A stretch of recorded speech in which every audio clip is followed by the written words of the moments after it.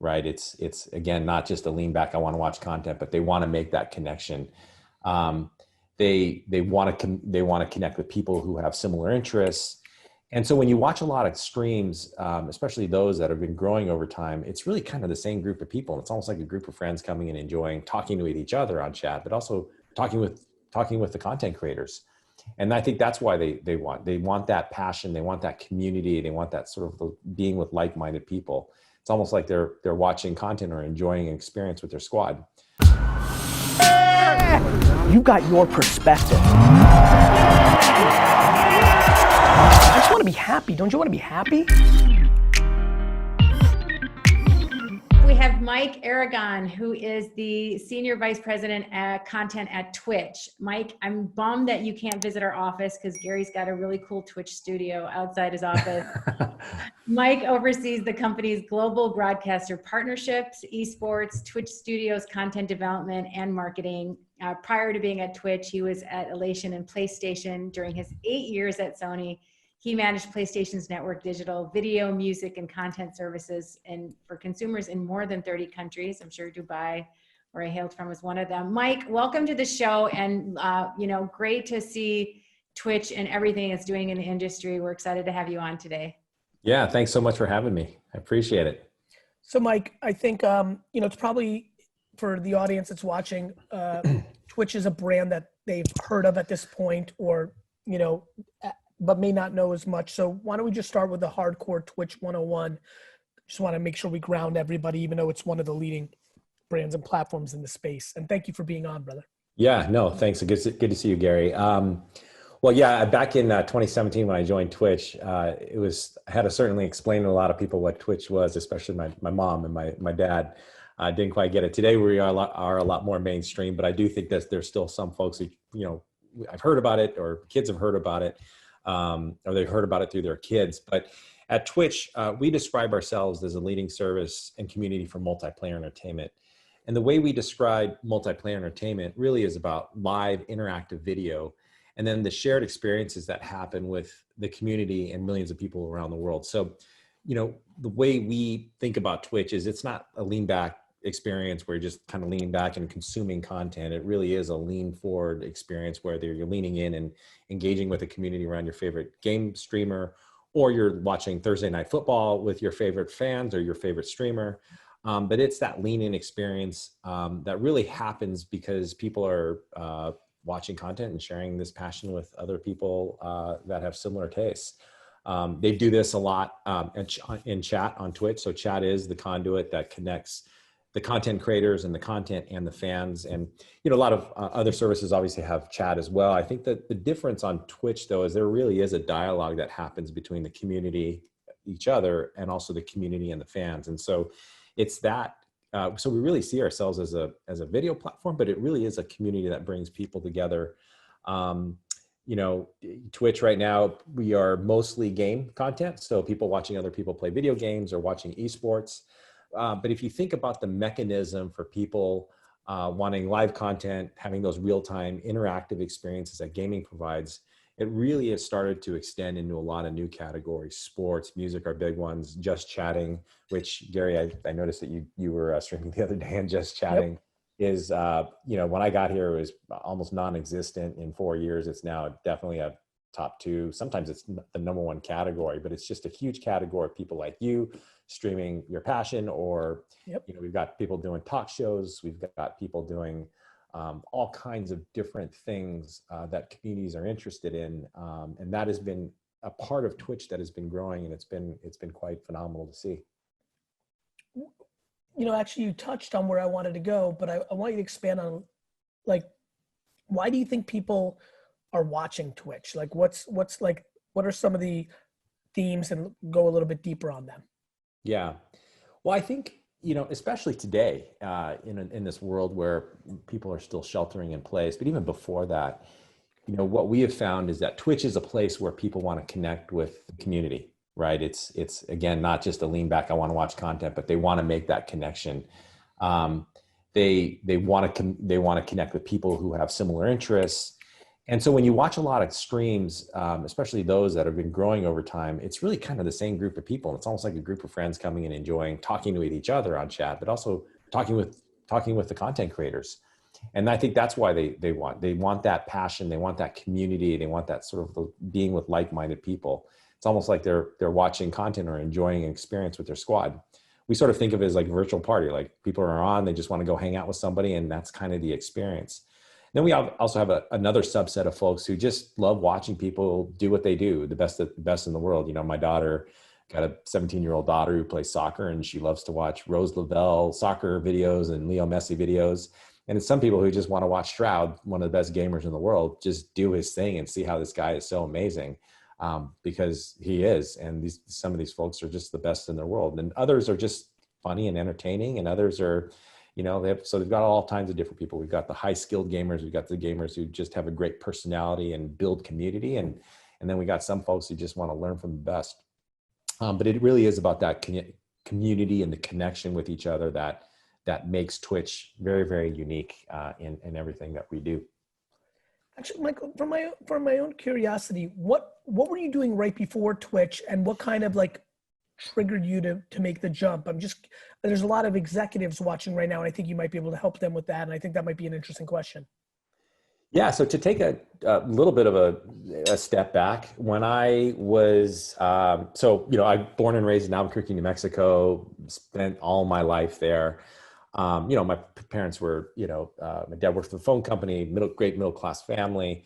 But, didn't have a ton of perspective outside of, Albuquerque. We had traveled a bit, and my first job was at Intel, and because Intel at the time in Albuquerque was a huge manufacturing facility, I went and worked there and kind of got into the tech space first, but decided, that wasn't quite my thing. I wanted to go get my MBA. And when I was coming out of my MBA, got into digital. I worked for Booz Allen at the time, had a big communication, media, and technology firm. Michael Wolf, who I'm sure you've heard of, was an offer partner, and worked for him because they were at the time the sales pitch was the convergence of media and technology. So I worked with him and other partners on a bunch of projects in that space where media companies were starting to think about digital and what the impact was going to be. We decided to move out of New York when we had our twins, and just said, hey, we want to live a little bit closer to Albuquerque or home. And that ended up being Los Angeles, and worked at a studio for a bit at Sony Pictures and helped them with a lot of their initial digital transformation, because this is 2004, 2005. And, the studios were trying to figure this out.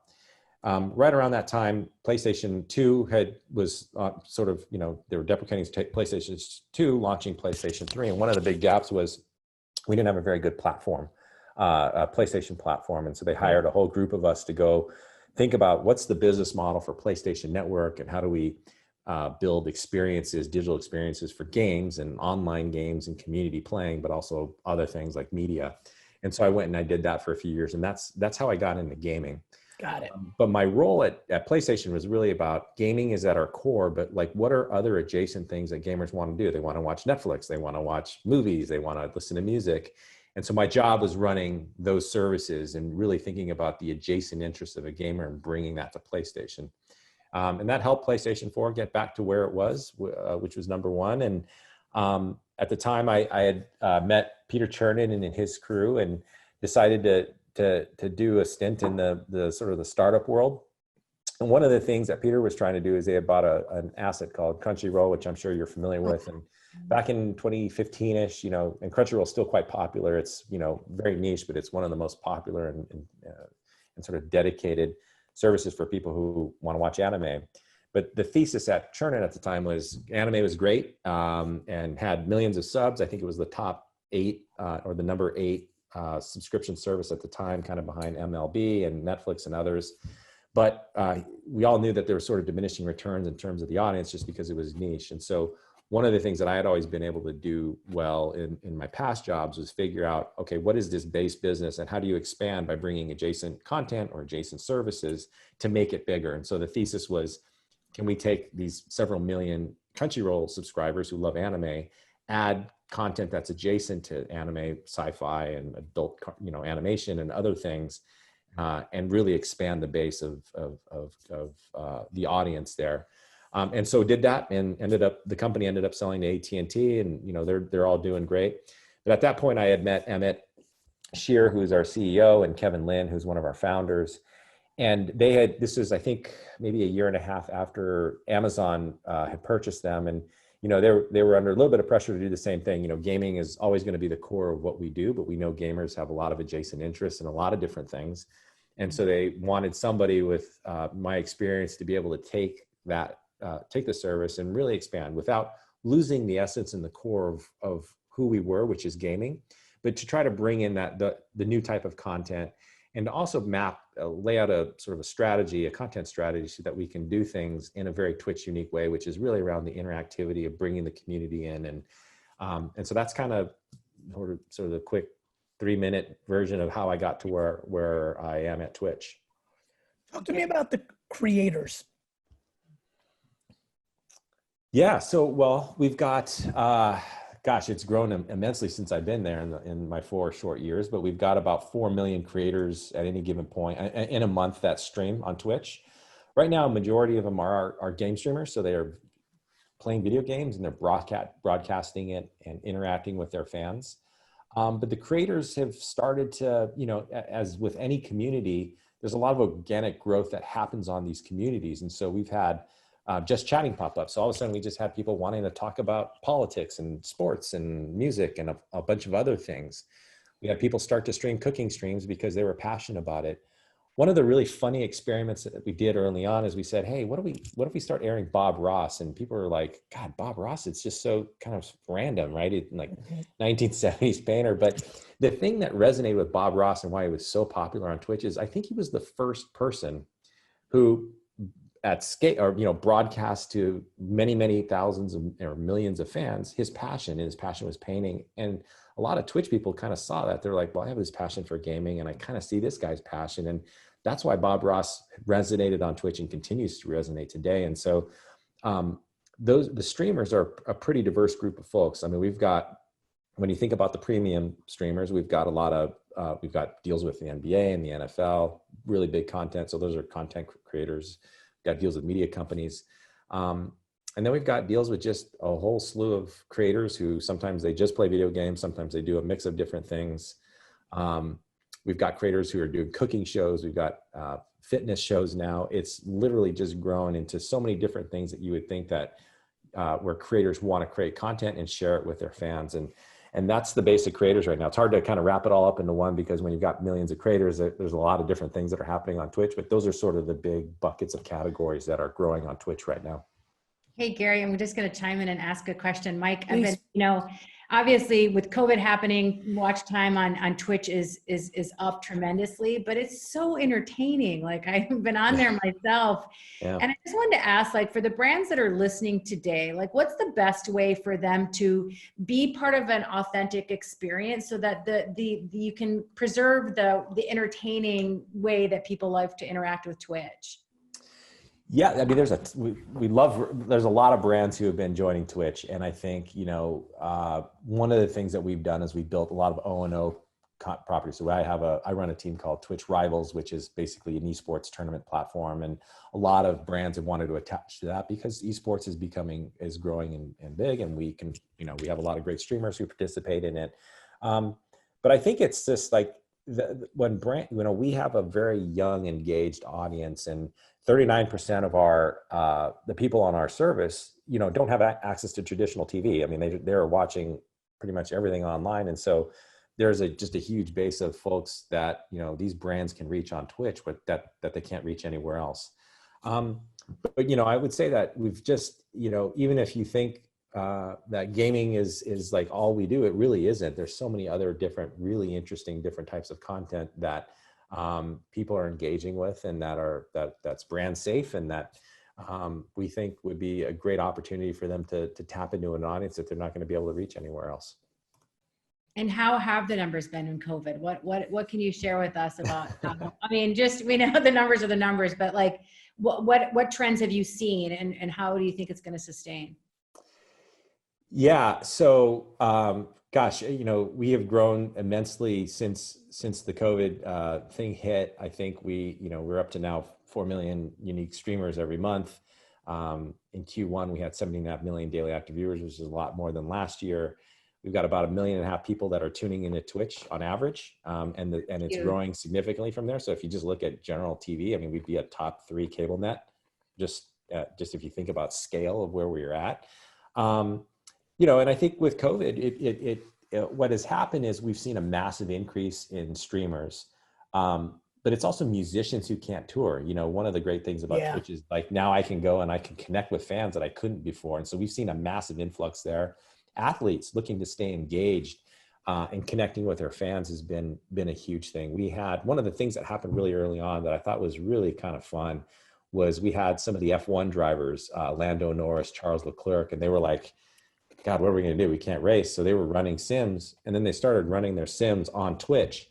And now you got like Lando Norris is pulling in 20, 30,000 concurrents, just watching him run his sims. And now he loves it because now he's got fans, and now these fans are becoming, you know, huge Lando Norris fans because they love this guy. He's got a great personality, super cool kid. He's a winner.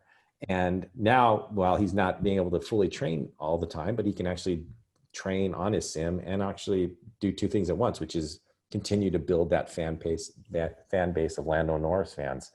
So we've seen a lot of that different activity across the board. You know, another fun thing that happened kind of early on was, you know, Devin Booker was streaming. I think he was probably streaming at Call of Duty, and then somebody tweeted at him, one of his teammates, "Hey, I think we're on hiatus," and then it, you know, diverted into this 30-minute, what's happening? Are we canceling the stream? And all this stuff is happening on Twitch, and so it's hard to pinpoint exactly what's happening because you've got millions of streams, but there's just so many of these different types of moments that have been happening.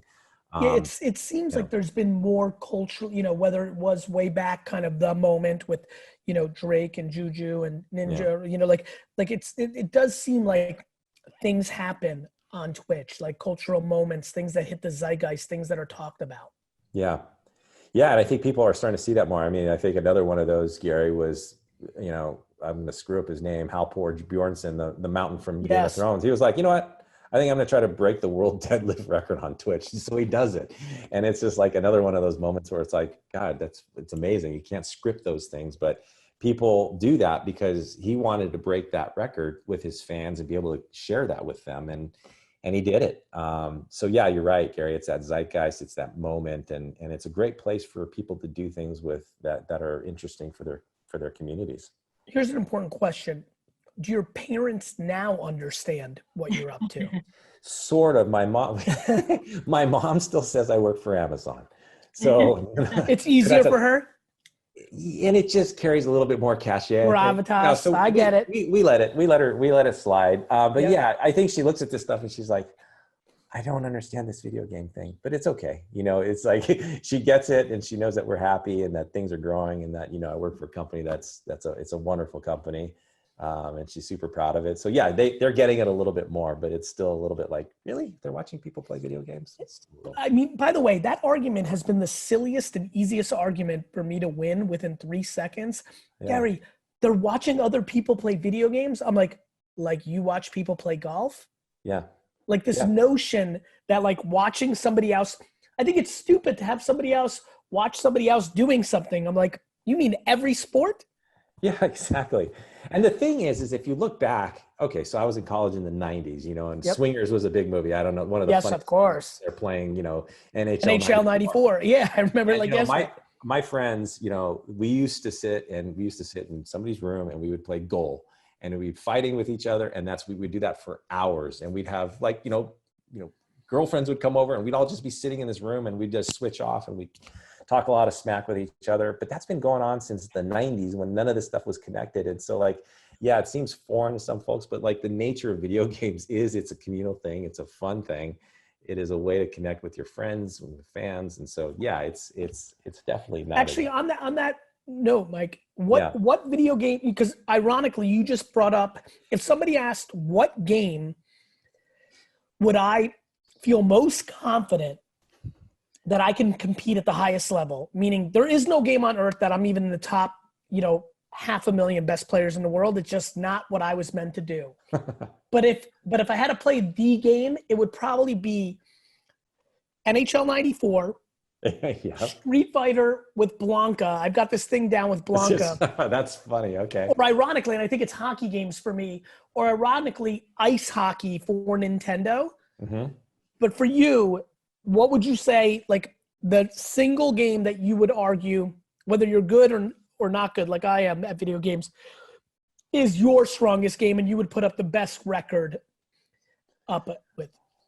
Oof, that's a tough one. I'm older, Gary, so I work with a lot of, 20, 30-year-olds, and the hand-eye coordination, the twitch, quick twitch element is like, yeah, but you might be unstoppable at like fishing derby for Atari. I'm pretty good at the old school game. I'm really good at Goal on Nintendo. I'm good at I'm good at most of the sports games. Like the early sports games, yeah. Like RBI baseball or like baseball for Nintendo. Baseball and the early Maddens was my thing. Do you remember Ring King? I was very good at Ring King. I do remember Ring King. The current game that I'm actually not bad at is Fall Guys. So Fall Guys might be talk about that. Fall Guys might be we're hoping it might be the 2020 version of Fortnite or other big games. It's this massive multiplayer game, 60 players, totally fun. You go through a series of obstacles and it's the last character standing. We just did a Rivals tournament. So my team runs these Rivals tournaments. And it was the very first Fall Guy tournament. We had like pretty much every single one of our big creators playing. And it was like 650,000 people watching on Friday, this tournament. And we didn't even give a big prize pool because we were like trying to pull it together really fast. It was like $7,000, but you got people like, some of our top streamers on there making a lot of money. They were fighting over this, for them, $7,000 is a lot of money for most people, but for them, it's a modest prize pool in the esports world. But man, they were so excited about it, and it's just a fun game, and it's one of those ones where pride is worth $1 billion. Exactly. So are bragging rights as well. Right. Mike, thank you so much for joining us. We will be watching more Twitch so we can get more entertained and really engage with some of the gamers and streamers. We appreciate your time today. Oh yeah, perfect. Yeah, thanks for having me, guys. Thank you. This was fun. Okay. Hey, everybody on YouTube. First of all, thank you so much. So humbled for your time. I don't wear a watch, but time is the biggest asset. So thank you for watching that video. If you got some value out of that, there's plenty more where that came from. Feel free to check it out.